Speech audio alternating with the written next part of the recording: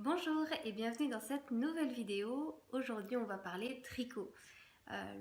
Pour vous remettre un petit peu dans le contexte, j'ai commencé à tricoter il y a bien longtemps maintenant, on va dire voilà, un petit peu plus de 13 ans de façon un peu plus intensive. Et à cette époque-là, quand j'ai commencé à tricoter, comme beaucoup j'imagine, j'ai eu une espèce de boulimie d'achat de laine. Il fallait que j'accumule, voilà, dès que je voyais un lot de laine pas trop cher, sans me préoccuper de la composition de la laine, de ce que je pourrais en faire, si c'était une couleur qui m'allait ou pas. Dès l'instant où ça me plaisait, j'ai accumulé énormément de laine. Je me retrouve aujourd'hui avec un stock très conséquent. Et je me suis fixé comme objectif de le diminuer vraiment de façon assez systématique. Et j'ai réussi à éradiquer un lot de laine. Je suis ravie. Donc l'objectif de cette vidéo, c'est de vous montrer tout ce que j'ai pu faire avec un seul lot de laine. Alors malheureusement, je ne me rappelle plus si j'avais 10 ou 12 pelotes de cette laine-là. Mais en tout cas, je vais vous montrer tout ce que j'en ai fait. La laine en question, c'est... Je me suis noté tout ça. La laine en question, c'est de la Scotty Wool. Alors, très honnêtement, je dois avoir le bandeau quelque part.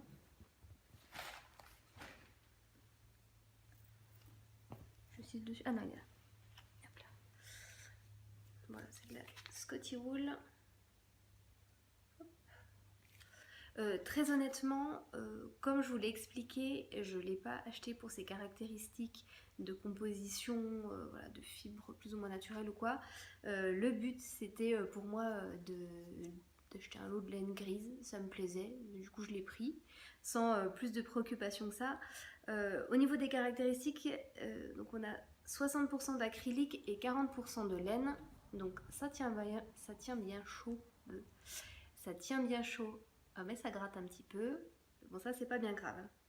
Donc, malheureusement, voilà. Je sais pas combien j'avais de pelotes. Ce qui est sûr, c'est que dans une pelote de 100 grammes, elle court sur 282 mètres. Donc, il y avait de quoi faire. Et j'ai pu faire effectivement pas mal de choses. Donc, je vais y aller dans l'ordre chronologique. Ce lot, je l'ai entamé. Je pense que c'était l'hiver dernier où j'ai tricoté la première pièce. Donc la première chose que j'ai faite, alors avant tout, je note que tous les modèles dont je vais vous parler, à chaque fois c'est des modèles gratuits. Et je vous mets en description le lien vers chaque modèle sur le site Ravelry. C'est un site dont l'accès est gratuit, il faut juste s'inscrire. Donc je pense que quand vous allez cliquer sur le lien, si vous n'avez pas de compte Ravelry déjà, ça va vous demander de vous inscrire. Et une fois que c'est fait, vous aurez accès à tout ça. Je ne présente pas ce site, hein, c'est une mine d'or, c'est clair. Donc vous aurez les liens de chaque modèle dans la description. Le premier modèle que j'ai tricoté, hop là, donc ça date un petit peu et à l'époque j'ai pas pris de notes particulièrement, je pensais pas du tout en faire une vidéo. Mais ce premier modèle c'était un châle que voici. Voilà, donc c'est le modèle Comside par Alice Plummer. Hop.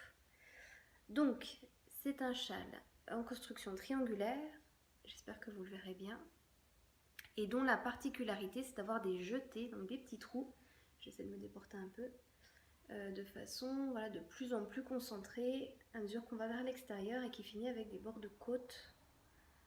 Hop. Donc il est quand même assez grand, très enveloppant, voilà, donc on peut vraiment le porter de plein de manières. Voilà, je l'ai beaucoup porté l'hiver dernier. C'est un vrai doudou, il tient bien chaud, très agréable, très agréable à tricoter aussi, j'en ai un bon souvenir. Je pense que c'était le premier châle aussi grand que je tricotais. Donc il est construit, on commence par ici par quelques mailles qu'on relève et on va tricoter comme ça et avoir des augmentations le long de cette maille, cette espèce d'épine dorsale. Et donc petit à petit on va avoir des rangs de plus en plus longs et puis le dernier grand rang prend vraiment voilà, toute l'extrémité. Donc là, une fois qu'on en est là, on est content de rabattre hein, parce que je crois qu'on finit avec quelque chose comme 380 mailles je crois. J'ai regardé un petit peu le modèle tout à l'heure pour me remettre un peu en mémoire et je crois que c'est ça, on finit avec 380 mailles. Donc quand on a fini un rang, ça prend déjà un certain temps, quand on rabat on est bien content. Mais voilà, le résultat est quand même assez sympa. Voilà. Moi je l'ai beaucoup aimé. Donc même, voilà, même si c'est le genre de construction où on commence par des petits rangs, ça va très très vite, et plus ça va, plus on a des longs rangs, bah quand même c'est hyper satisfaisant, et au final on a quelque chose d'assez sympa. Voilà, je passe un petit peu rapidement sur ce modèle déjà parce que ça fait longtemps que je l'ai tricoté, et parce qu'il y a beaucoup à dire sur le modèle d'après, puisque le modèle d'après, c'est le pull que je porte sur moi en ce moment. C'est le pull qu'on a bloqué ensemble, je vous mets le lien vers la vidéo juste là, vous n'avez plus qu'à cliquer. Une fois que je l'ai eu tricoté, première chose que j'ai fait, c'est de le bloquer, de filmer tout ça, et maintenant je vous en parle plus posément. Maintenant que j'ai pu le porter un petit peu, voilà, voir comment il vivait un peu, je peux maintenant vous en parler correctement. Pareil, je vous mets le lien dans la description. C'est un pull, c'est un modèle Drops, donc la marque de laine, qui a un site qui s'appelle Garn Studio, sur lequel il y a énormément de modèles. Je vous en parle vraiment brièvement parce que je compte faire une vidéo où je vous explique un petit peu tous les sites sur lesquels je trouve des modèles gratuits, si ça peut vous intéresser. Et donc Garn Studio, ça en fait partie. Ce pull, je l'ai tricoté. Je l'ai tricoté en aiguille 4 et en aiguille 3,5 pour certains détails comme les côtes notamment. Et j'ai fait une taille L. Alors, d'après mon échantillon, c'était cohérent pour moi de faire une taille L par rapport à mes mensurations. Quand je l'ai bloqué, c'est d'ailleurs quelque chose que je dis pendant la vidéo, je le vois vraiment s'élargir et je me dis bon, j'aurai un effet un peu loose, ça peut être sympa. En réalité, il n'est pas si loose que ça. Donc ça vient clairement pas du modèle, hein, ça vient de la fille qui est dedans. Donc ça tient qu'à moi hein, de diminuer un petit peu les volumes. Ceci dit, il est quand même super confortable, il n'y a pas de souci là-dessus. Il n'est pas trop serré, hein, pas du tout. Simplement, voilà, il est légèrement près du corps. Il n'aurait pas fallu plus, quoi. Mais bon, je suis quand même super contente. Les caractéristiques techniques. La construction de ce pull, c'est une construction bottom-up.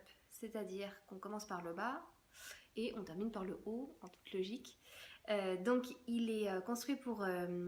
il est conçu pour une construction avec des aiguilles circulaires, c'est-à-dire qu'on monte toutes les mailles sur une seule aiguille circulaire et de façon tubulaire, on va monter tout le corps, ce qui fait qu'il n'y aura pas du tout de couture sur le côté. Alors ça peut paraître évident pour certaines, mais j'essaie de m'adresser aussi à des personnes très très débutantes ou qui découvrent un petit peu le tricot.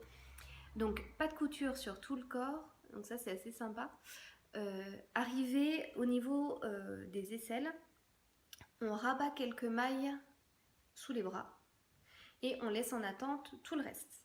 Ensuite, sur d'autres aiguilles, on va monter les manches, voilà, donc chaque manche, et quand on arrive à cette hauteur-là, l'endroit où on rejoint au niveau de l'aisselle, et ben, on fait l'autre. Et une fois qu'on a tout ça, on va tout remettre sur la même aiguille, c'est-à-dire que sur l'aiguille va se succéder le devant, une manche, le dos et l'autre manche. Et sur ce cercle qu'on a là, eh ben, on va tricoter tout ensemble d'un seul tenant jusqu'à l'encolure. La construction de ce modèle-là, il est fait avec des manches raglan, c'est-à-dire que là on voit cette couture, qui n'en est pas une, mais cette ligne ici, et c'est de part et d'autre de ces lignes-là qu'on va faire les diminutions pour réduire jusqu'à avoir un diamètre suffisamment petit pour que ce soit l'encolure. Pour ce qui est des particularités techniques, on a aussi tout un plastron en dentelle qui est identique au dos, et les manches et les côtés sont en jersey endroit. Donc le jersey endroit, quand on le tricote en circulaire, au lieu d'avoir sur des aiguilles droites un rang droit, un rang vert, voilà, vu que en circulaire finalement on ne tricote que l'extérieur, si on schématise un peu, on tricote en spirale, on ne fait que des points endroits. Donc ça, c'est super confortable quand on tricote en méthode continentale. J'ai peur de parler en hébreu là pour certaines personnes, mais la méthode continentale, c'est tenir le fil dans sa main et tricoter sans avoir besoin de planter l'aiguille, tout lâcher, passer le fil et continuer comme ça. Là, on va pouvoir planter l'aiguille, attraper le fil d'une certaine façon et on lâche jamais son tricot. C'est-à-dire qu'on va beaucoup plus vite et c'est bien plus fluide, c'est moins fatigant pour les épaules. Enfin bref, c'est vraiment top comme méthode de tricot. Et du coup, le fait de faire ça, ben, notamment sur toutes les parties en jersey, ça monte super vite. Moi, en général, quand je tricote un pull, le moment où je dois tricoter les manches, c'est le moment critique en termes de motivation. Voilà, ça m'arrive fréquemment de lâcher l'affaire, d'oublier où j'en suis, d'abandonner mon tricot. Mais là, c'est allé super vite, c'est-à-dire que toute la partie du corps avec le diagramme de dentelle, ça monte super vite. Parce que à chaque fois qu'on a fini une succession de rangs, ben on a envie d'attaquer un autre et voilà, c'est hyper rythmé, ça c'est top. Quand on en arrive là et qu'on se dit bon, va falloir tricoter les manches, vu que c'est du jersey sur des aiguilles circulaires en méthode continentale, ça va super vite. Donc ça motive, on voit les centimètres monter. Dès qu'on a fini une manche, tac, allez, on se motive, on fait la deuxième. Ensuite, on réunit tout. Et vu qu'on va en diminuant, ben, il y a de moins en moins de mailles, par définition. Donc chaque rang va de plus en plus vite. Et du coup, ben, on en voit le bout assez rapidement. Et quand on arrive à l'encolure, et ben, ça y est, c'est terminé. Et finalement, on a tricoté un pull sans s'en rendre compte. Moi, j'étais quand même assez bluffée de voir à quel point ben, c'est allé vite et que c'était super plaisant. Voilà. Pour revenir un petit peu sur le diagramme de la dentelle, ça doit être une succession. Alors, ça dépend des tailles. Je crois que ça doit être 11 rangs, il me semble. Voilà, sur le diagramme. Et du coup, ça va super vite. C'est-à-dire qu'il y a une succession hyper logique des jetés, mailles endroit, etc. Ce qui fait qu'une fois qu'on l'a tricoté, une fois, on n'a même plus besoin de se reporter au diagramme des explications. On l'a vraiment en tête et bah, les motifs se succèdent, ça va super vite. Bref, vraiment, j'ai trouvé que ce modèle, il était plaisant à tricoter, pas beaucoup d'efforts et un super rendu au final, parce qu'on a quand même quelque chose qui a l'air compliqué et qui ne l'est pas du tout. Voilà, il y a vraiment pas grand chose à faire. Donc vraiment hyper satisfaite de ça. Je me suis fait un petit peu un check-up, donc je vérifie que j'ai tout dit. Voilà, très rythmé effectivement, pas lassant et assez rapide. Malgré tout, il y a quand même eu des choses que j'ai pas trop aimées dans ce modèle-là. Quelques inconvénients, quelque chose que j'aurais à modifier si je devais le refaire, ce qui n'est pas d'actualité, moi j'aime bien passer à autre chose. Premièrement, ce qui m'a un peu déplu, c'est que le pull il est parfaitement symétrique, c'est-à-dire que le dos et le devant sont identiques. Si demain je veux le tourner, d'ailleurs je ne me rendrai même pas compte, il faudrait que je mette une petite étiquette ou un fil contrastant dans le dos pour me rappeler du côté que j'utilise en tant que dos. Et du coup, ben, l'encolure elle est parfaitement symétrique aussi. J'aurais préféré quelque chose de droit comme ça dans le dos, pas de souci, mais un petit peu plus décolleté sur le devant. Je trouve toujours ça un peu plus flatteur, un peu plus féminin. Voilà, je trouve ça plus joli. Donc ça, c'est quelque chose que j'aurais préféré, avec des rangs raccourcis ou voilà, une façon de monter les mailles différemment, ou de relever des mailles après sur l'encolure, ça m'aurait peut-être moins gêné pour avoir un résultat un petit peu plus creusé à cet endroit-là. Bon. Autre chose aussi que j'aurais préféré, et que là j'aurais pu modifier personnellement, c'est d'avoir le dos du coup complètement en jersey et d'avoir le motif uniquement sur le devant. Voilà, ça c'est une petite altération que j'aurais dû ou voulu faire. Il se trouve que j'ai suivi il se trouve que j'ai suivi fidèlement les explications. Je suis pas trop déçue, il n'y a pas de souci, mais voilà, c'est des petites modifications que j'aurais eu à faire. Malgré tout, si c'était à refaire, je le referai. C'est un pull que j'ai vraiment aimé tricoter et que j'aime porter. Là, depuis que je l'ai bloqué avec vous, j'ai eu l'occasion de le porter un petit peu. Seul petit point négatif, c'est qu'il gratte un petit peu à l'encolure. Mais ça, c'est la laine, hein. Ça pardonne pas. Bon, après, moi, je suis assez sensible, hein. Ça veut pas dire que ce type de laine sur vous, vous sauriez pas le supporter. C'est que voilà, puis dès que je pense à ça, moi, je ne pense qu'à ça. Dès que ça me gratte un petit peu, voilà, le moindre frottement, ça va m'énerver. Mais malgré tout, ça reste un modèle dont je suis fière. Je trouve que voilà, le résultat, il est quand même assez sympa. Et il est bien confortable. Ça va faire partie de mes classiques de l'hiver, à mon avis. Une fois que j'ai terminé ce pull là, je me suis rendu compte qu'il me restait encore un petit peu de laine. Alors de mémoire il devait me rester 2 pelotes et demie. Voilà, ça doit être ça, 2 pelotes et demie. Et du coup j'ai cherché des petits projets qui me permettraient d'écluser cette laine, d'en venir à bout et d'enfin passer à autre chose. Parce que c'est comme ça que je souhaite fonctionner maintenant pour écluser mon stock. Donc parmi les 3 projets que j'ai fait avec ce reste de laine, je n'ai en ma possession qu'un seul des 3 projets puisque les 2 autres, c'est 2 headbands que j'ai donné à des copines. Ça, le fait de tricoter, de coudre, de faire soi-même un cadeau pour quelqu'un, je trouve ça génial. Je cherche d'autres adjectifs, mais c'est hyper important pour moi d'offrir quelque chose à quelqu'un que j'ai produit moi-même. Ça me donne pas les mêmes sensations que d'acheter un cadeau pour quelqu'un. Déjà parce que quand je sais que je tricote pour quelqu'un, je pense à cette personne pendant que je tricote et je trouve que ça en fait un cadeau spécial. Et puis c'est hyper valorisant et en plus quand ça fait plaisir, en général ça fait vraiment plaisir parce que pas à chaque fois, mais souvent les personnes en face, elles prennent conscience du travail qui a été mis dedans, de l'intention, des sentiments et voilà, ça en fait des cadeaux spéciaux. Donc les 2 cadeaux que j'ai faits, j'en suis super contente. En plus les résultats me plaisaient beaucoup. Je vais essayer de vous incruster des images puisque je les ai fait poser ces petits modèles pour avoir quelques images à vous montrer aujourd'hui. Donc le premier headband, c'est le modèle Wishbone de Suzanne Hummel. Pareil, je vous laisserai le lien en dessous. Je trouve ce modèle hyper efficace, c'est-à-dire que il y a 2 petites torsades sur les côtés et à l'intérieur on a pareil un jeu de torsades qui forment comme des fers à cheval et avec à l'intérieur un point texturé. Donc la section de large elle doit faire 24 mailles, donc ça va super vite là encore. C'est très très agréable, ça monte très vite. Là encore, la succession de rangs, une fois qu'on l'a fait 1 ou 2 fois, ça rentre en tête rapidement. On n'a plus besoin de consulter le modèle et on monte jusqu'à ce qu'on ait X répétitions de motifs. Et on peut essayer régulièrement pour voir si la longueur est suffisamment bonne.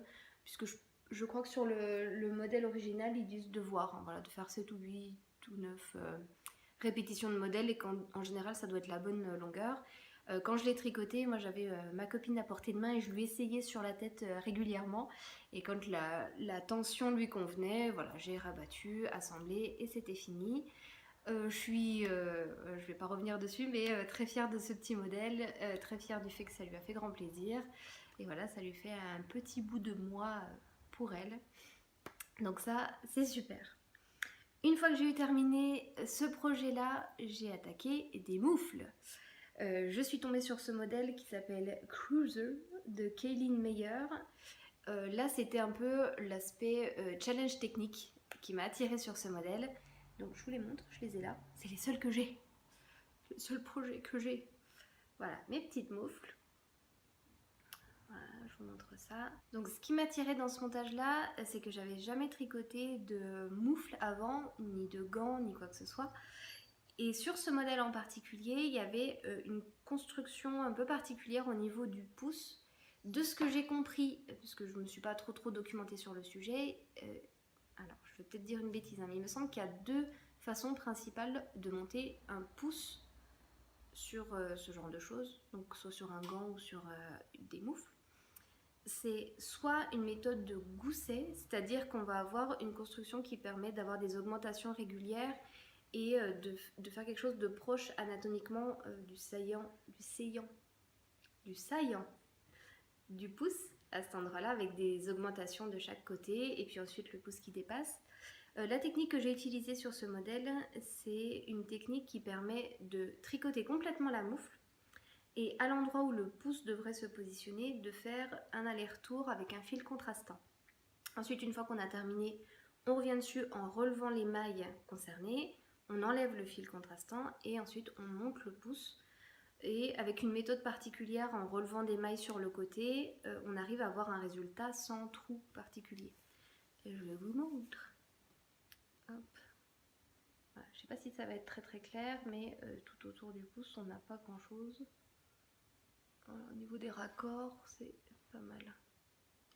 Et j'ai trouvé ça super intéressant je trouve que attaquer un nouveau projet au tricot, c'est vraiment l'occasion de goûter à de nouvelles techniques ou des choses qu'on n'a pas fait depuis longtemps. C'est le cas aussi de la façon dont ces moufles sont terminées par le haut, puisque c'est du crafting. Alors le crafting, il n'y a rien de sorcier, hein. C'est une fois qu'on a toutes les mailles qui sont terminées sur nos 2 aiguilles, avec une aiguille de reformer un rang de mailles en passant avec l'aiguille dans les mailles. Pas super clair, mais en résultat ça donne quelque chose d'assez invisible, c'est-à-dire qu'on n'a pas l'impression qu'il y a une couture là au milieu, on a l'impression que les rangs continuent correctement. Ouais, je verrai après coup, hein. Si c'est pas très visible pour vous, je vous ferai un plan déporté. Mais je suis assez fière de moi. Et pareil, c'est des techniques que j'ai pas l'habitude de faire et je trouvais ça hyper intéressant. Voilà, ça permet de se perfectionner un petit peu, donc ça c'est plutôt cool.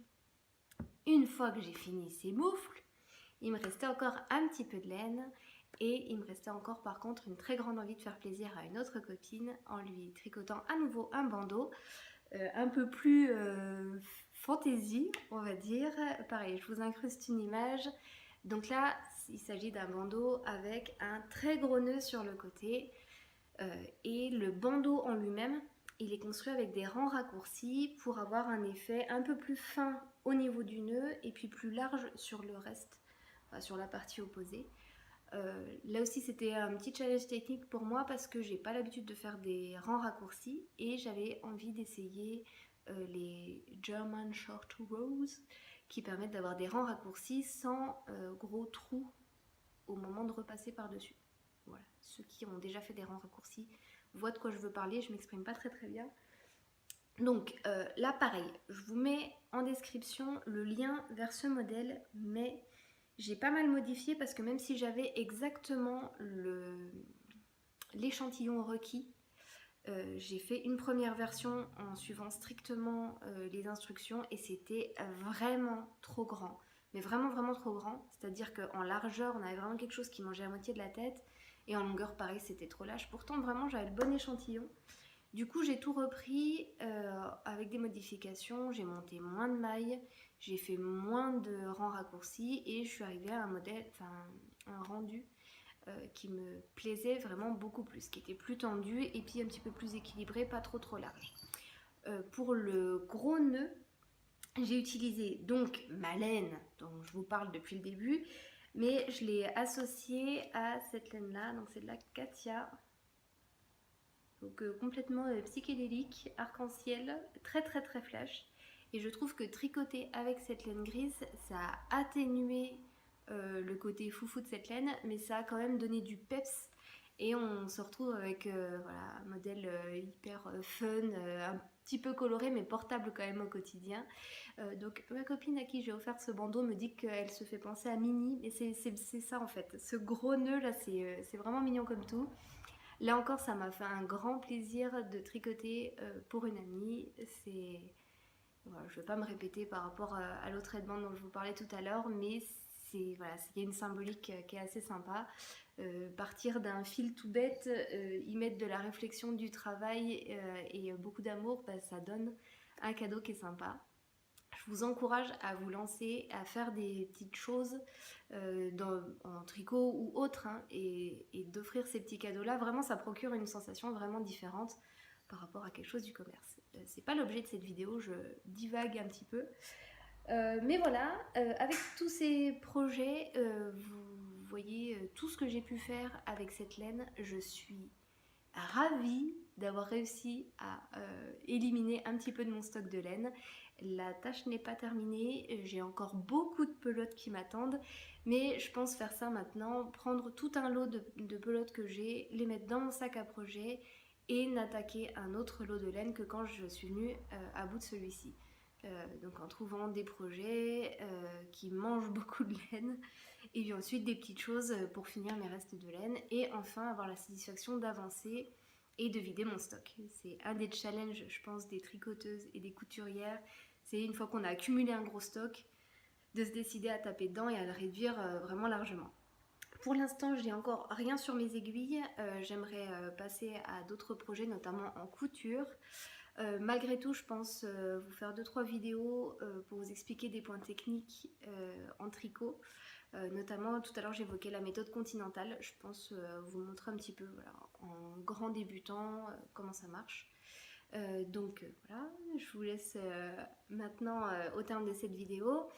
N'hésitez pas à vous exprimer dans la section des commentaires pour me dire si je ne suis pas une bête curieuse et si vous aussi vous avez des gros stocks de laine, si vous avez trouvé une méthode aussi pour en venir à vous, si les modèles dont je vous ai parlé vous plaisent, si vous avez envie de les réaliser, si vous aussi à chaque fois que vous attaquez un nouveau projet tricot, vous aimez qu'il y ait des petits points techniques qui vous challenge un petit peu. Voilà, je vous laisse vous exprimer là en bas. En tout cas, je vous retrouverai prochainement dans une vidéo qui parlera de tricot ou pas, parce que voilà, il y a tellement de choses dont on peut parler, c'est pas pour rien que je m'éparpille. Ciao!